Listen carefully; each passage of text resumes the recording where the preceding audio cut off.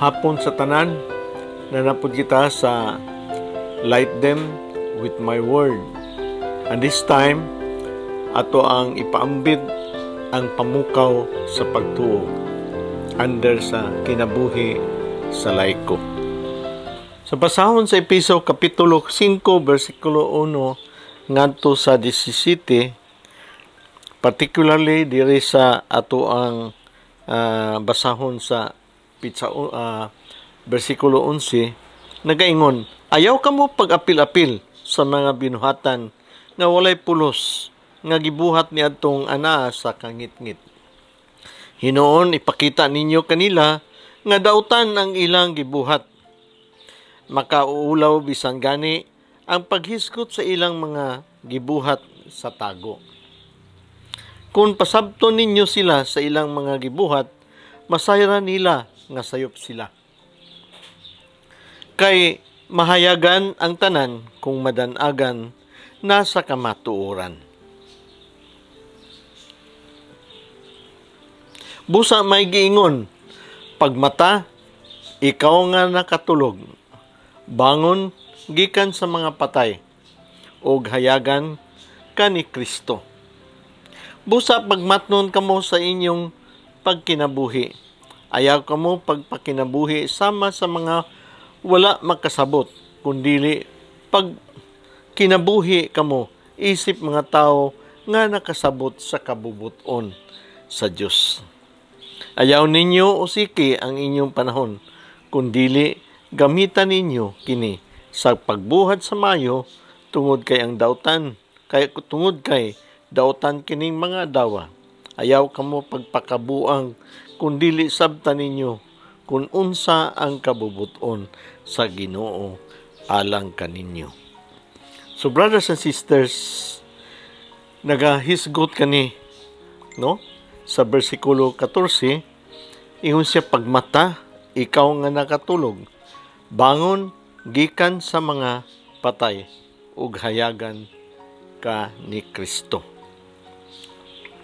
Unya sa bersikulo 15 hangtod sa 17, nagaingon, pagmatngon kamo sa inyong panginabuhi nga nakasabot sa kabubuton sa Ginoo. So brothers and sisters,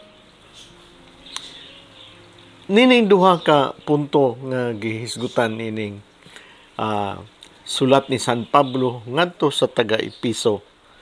Nakasabot magyud kita nga magmatngon kita o kanang dili kita magpatulog-tulog o dili kita, brothers and sisters, muban sa mga tao nga kanunay nagbisyo, kanunay nagpabaya o wala kanang magpakita nga ang Ginoo gayud di ay naghisgot ka nato nga. Yun siya nga sa versikulo 16, ayaw ninyo usiki ang inyong panahon, kundili gamitan ninyo kini sa pagbuhat ug maayo tungod kay dautan kining mga adlaw. So dautan kining panahon na. Gipahimangnuan kita sa ato ang Ginoo kay dautan gayod ang ato ang panahon. Makita nimo ang panghitabo sa atong palibot. Makita nimo sa adlaw-adlaw nga panginabuhi sa relasyon sa ato ang isikatawo. Makita nimo ug unsa gayod, kaaktibo gayod ug tinuod gayod nga naa gayod ang mga yawan-on nga binuhatan nga nagpatunhay dinha sa ato ang kinabuhi. Muna yun siya nga, pagmatngon kamo, pagmata, ayaw pagpakatulog-tulog. Apan daghan man ang mata nga tulog, ug daghan pod ang mga takotulog, ug ang uban gayod nagduka.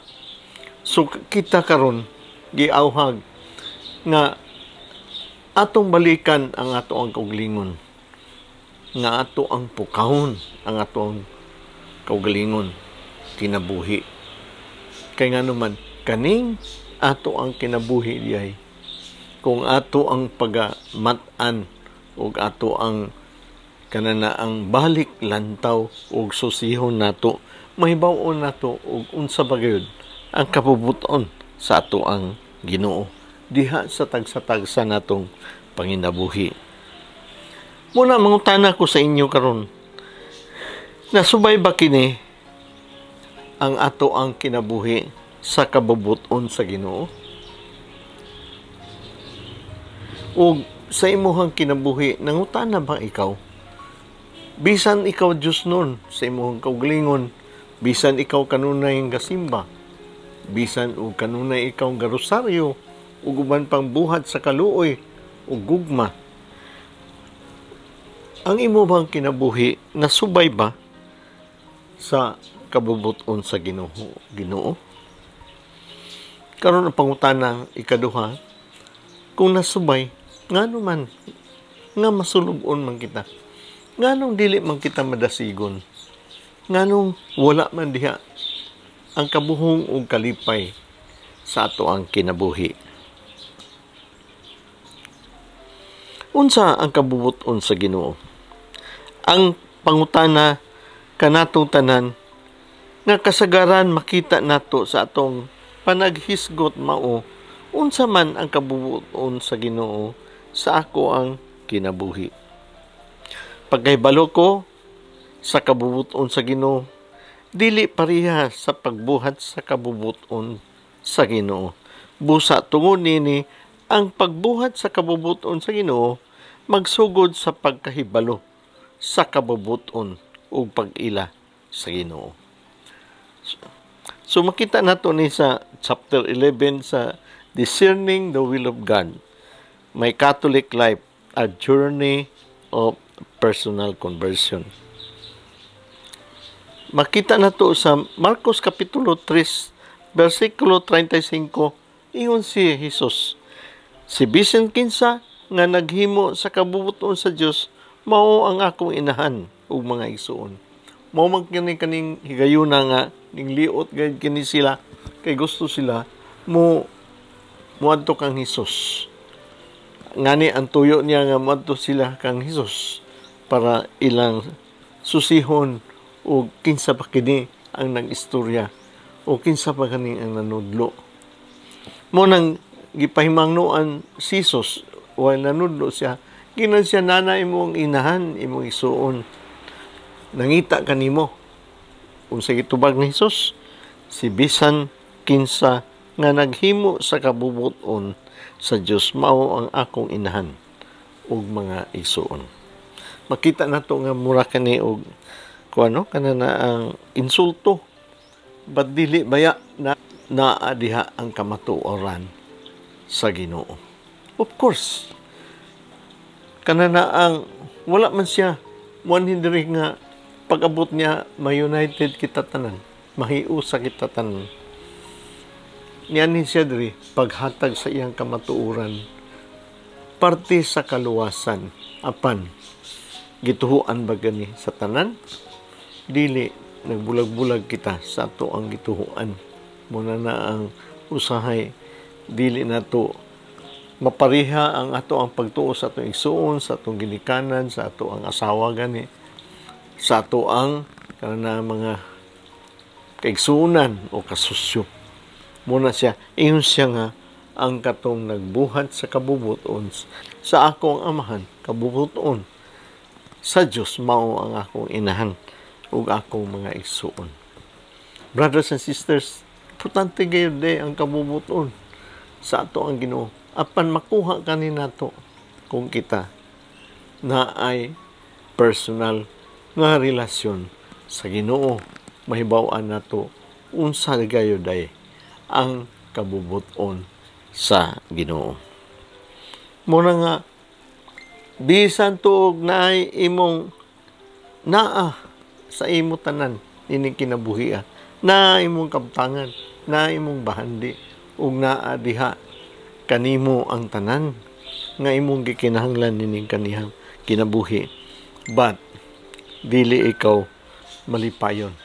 Unsa may pasabot niya na kay wala diha si Jesus sa ato ang kinabuhi. Kaingon man siya sa Juan Kapitulo 6, versikulo 35, ako ang pan sa kinabuhi. Pag ila sa Ginoo gawas sa pagkaon, iyang gihatag ang relasyon sa mga tao ug sa iya. Bisan tuod naa nato ang kabuhong na nato tanan sa ato ang kinabuhi, ang ato ang bahandi, kanana ang wala diha ang ato ang pagkamahigugmaon, makanunayon o nagpadayon nga personal nga relasyon tali sa ato o sa ato ang Ginoo. Dili gayon malipayon. Dili gayon kita malampuson sa ato ang kinabuhi. Malampuson ka in terms of material wealth, in terms of kanungganan, in terms of kabtangan, but then masulubon ka. Kaya ang atong pagka masulubon, ang atong kalipay, naara diha sa mahigugmaon, makanunayon, ug nagpadayon nga personal relasyon diha sa ato ang isigataw ug sa ato ang Ginoo. So pag ila sa Ginoo, unsaon man nato nga ato ang tan-awon nga nakaila bagay ko sa Ginoo. So pag ila sa Ginoo, si Jesus iyang gipadala ug siya nag-ingon, ako ang kinabuhi, ako ang dalan, ako ang kamatuoran. No? Makita man nato ni sa versikulo 5 hangtod sa 7 sa ato ang Ebanghelyo ni San Juan. Mingon si Tomas kaniya, Ginoo, wala kami masayon. Kung asa ikaw moadto, busaon-saon na mo pagkasayod sa dalan. Mitubag si Jesus, ako mao ang dalan, ako ang kamatuoran, ug ako ang kinabuhi. Walay makaadto sa amahan kun dili pinaagi kanako. Kung nakaila kamo kanako, nakaila usab kamo sa amahan. O gani sukad karon nakaila og nakakita na kamo kaniya. Unsa sa atong relasyon, siya nag-aghat kanato, musalig kay siya man ang dalan. Mao kani ang ato ang dalan sa kalipay ug pagsunod sa kabubuton sa Ginoo. Mao kani ang kamatuoran nga importante gayon sa ato ang kinabuhi. Kay dili kita mahatagan og kagawasan kung walay kamatuoran. Mao bitaw ni ingon siya nga ang kamatuoran mo'y makahatag kanato og kagawasan. The truth shall set us free. Siya man ang kinabuhi. Kung iya kining kinabuhi nan malipayon gay kita kay kinabuhi sa Dios iyang gihatag kanato. Apan si Jesus nagapasalig kanatong tanan nga naa gayo kinabuhing dayon. Naa gayud nga mas labaw pa nianing atong gihambin karon og siya mao gyud ang kinabuhi nga makasulbad nini tanang problema, makahatag nato kalinaw, makahatag nato kabuhong, makahatag nato brothers and sisters og gugma og pasalig og kaluoy og tanan-tanan kining atong gihambin mawala kini. Kay kinsa man day si Jesus, kinsa man day siya. Sa una, ang akong pagtuo nga ang gugma, kung ato ang drawingon ang gugma sama sa usa ka heart, no? Ang gugma ko no, simbolo usa ka heart. But nasayop ako kay nasinati ko nga ang atong gugma dili di ay nato masimbolo sa usa ka kasing-kasing, apan mahimo day siyang kumplito nga simbolo pinaagi sa pagsimbolo nini sa usa ka cross nga mao'y pinakauyukan sa ato ang Kristohanon nga pagtuo. Kay ngano man diri man siya nahigugma og naluoy kanatong tanan ug siya nagpakamatay diha kanato para hatag kanato og kasiguruon. At the same time, paghatag kanato kay gayunan nga makatuog gayud kita nga seryoso gayud kit siya sa pagluwas kanato. Seryoso gayud kaning tawhana si Jesus atong Ginoo nga modala kanato diha sa kinabuhing dayon nga iyang gipromesa kanato. Nganuman, unsa man ay problema nato nganong di ta malipayon? Unsa may problema nato nga daghan magayud kitag isyu sa ato ang kaugalingon, kasuko, kaligudgod, kapungot, kayugot, way kalipay, no? Way katagbawan, uguban pa. Nganuman, naaman day kanato ang ato ang pagpaminaw kanunay diha sa lain nga mga voices sa ato ang kinabuhi. Wala kita maminaw sa boses sa Ginoo, apan naminaw kita sa boses sa lain nga mga ginaistorya, ginatambag, ginahatag kanato sa dugay na nga panahon, no? Mao may atong gisunod ang atong pagtuo nga mo na diha kita malipay na tanan kanato ang ato ang kabtangan, natanan kanato ang atong bahandi ug uban pa. Naa kanato ang atong propesyon. Naa kanato diha, no? Apan iyon siya ang problema. Wala kita makasunod kaniya. Kay wa kita makasunod kaniya, kita nakasala. Ang atong kinabuhi, hugaw kaayo nga kinabuhi. Kay ngano man, pag-angkon lang nato sa ato ang kalipay, ato nang ginaubanan sa kasilag, kapungot, kaligutgot, o panglupig o uban pa nga butang para maangkon lang nimo ang imong gituhuan nga mo'y makapalipay kanimo o dili kani iya sa Ginoo. O unsay nahitabo kaning mga kasalanan nga naghambin og nag-imo gisunod, mooy na imo gahom kanato. Kung selfish kita, ato ang kaugalingon atong gi hunahuna, atong kaugalingon ra ato ang ginasunod nato ang yawanon nga pamaagi nan kana nga tinguha nga yawanon, kana nga tinguha nga dili Dios nun, puno sa kaligutgot, pagpahimulos sa uban. Moonay mo gahom diha kanato. Og kita mismo, brothers and sisters, panilngan gayud sa bayad nini kay naa kani silot sa ato ang kasalanan. Ug kani dili kita malipayon, malinawon, bisan pa og nana sa ato tanan, kay kani tanan mo'y nakapalayo diha sa ato, tali sa ato ug sa Ginoo. Karon mangutana mo sa ako, unsa may solusyon ini? Ang solusyon ini, brothers and sisters, iyan ang gipakamatay kanato 2,000 years ago diha sa cross. Gugma ang kaluoy sa Ginoo, mo'y iyahang sumdanan diha sa pagpangamatay sa cross para kita maluwas. O unsay nitabo, pagkaluwas niya kanato, giluwas kita niya sa kasalanan.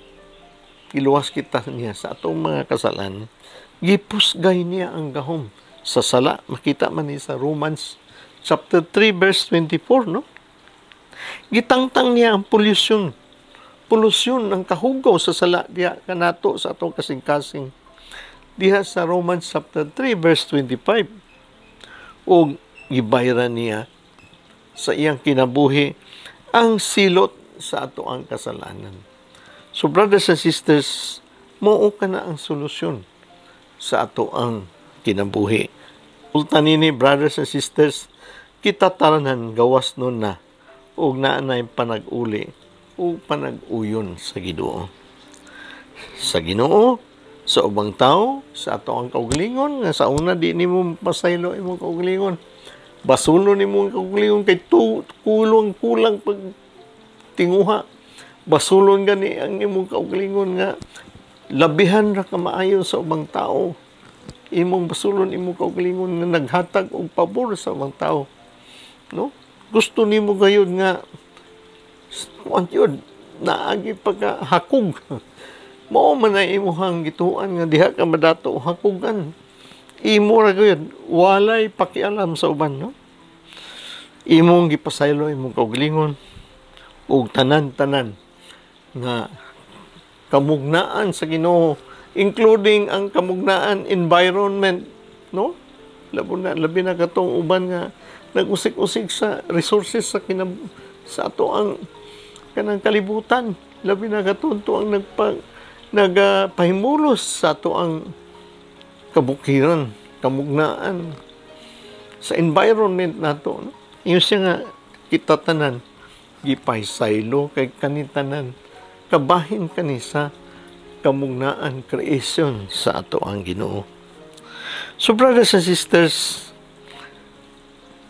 maura ni ang ato ang kananaang primero nga hugna sa ato ang pagpamukaw sa pagtuo. No? Napabay mas labaw nining kinabuhi naa ang atong kinabuhing dayon. Apan unsa may kabubuton sa Ginoo sa ato ang kinabuhi. Ang kabubuton sa ato ang kinabuhi sa pagpamukaw sa pagtuo, mao kita mag-uli kita sa Ginoo sa pamaagi sa ato ang kinabuhi. Kay siya man ang kinabuhi. Siya man ang dalan. O siya man ang kamatuoran. Mao ka ng tulo ka. Butang nato ang pagasundon para maangkon nato ang kinabuhing dayon. O humani ana ang solusyon. Makabaton kitag kinabuhing dayon, makabuton kitag kalipay nining kinabuhi diri sa kalibutan mintras nagpaabot kita sa pag-abot sa ato ang Ginoo sa iyang ikaduhang pagbalik. Salamat kayo o mayong gabi sa tanan. Sa sunod na po nga ikaduhang hugna sa ato ang pamukaw sa pagtuo ang kinabuhi sa laiko. Mayong gabi sa tanan o sa ngalan samahan sa Anak sa Espiritu Santo. Amen.